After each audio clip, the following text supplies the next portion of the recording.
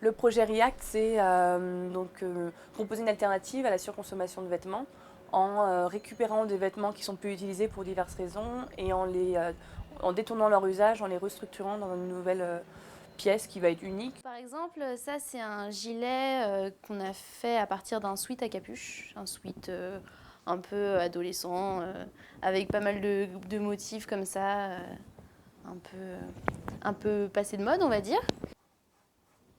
Alors là je suis en train de couper un élément d'une robe que nous déclinons, qui s'appelle la robe V, et qu'on fait à partir de 3 t-shirts. Je pars d'une tunique, qui ne ressemble plus à une tunique.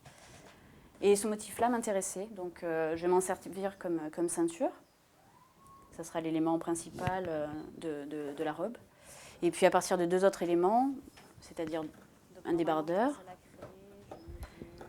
et un t-shirt. Celui-là, une petite fantaisie que, par exemple, je ne retrouverai pas partout. Une petite dentelle.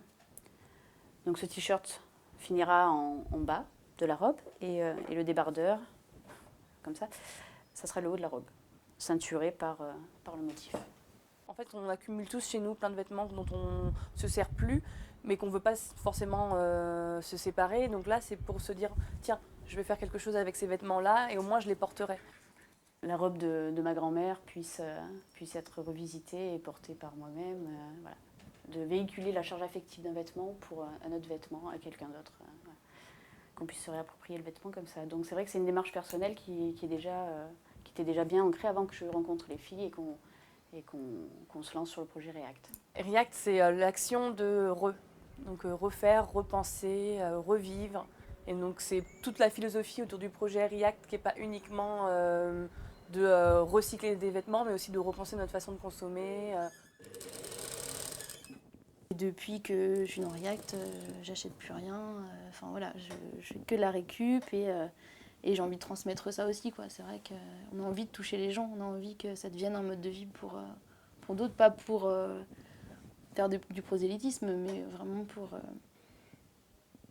parce que c'est comme ça qu'on voit plus notre monde aussi aujourd'hui. Il y a eu un assemblage de faits de différentes matières, des différents motifs, et ensuite une découpe, et puis moi donc j'assemble les différents morceaux entre eux. Et puis j'affine un petit peu au niveau de la taille pour que ça soit plus saillant en fait. Moi je voulais me lancer dans la création, ça c'était quelque chose de sûr parce que j'avais pas envie de travailler avec des gens en amont en fait. Moi je me suis dit oui c'est ça qu'il faut que je fasse, ça me ressemble, ça me touche et c'est le genre de projet que j'ai envie de monter, quoi. Surtout qu'il y avait tout à faire, donc c'était hyper intéressant.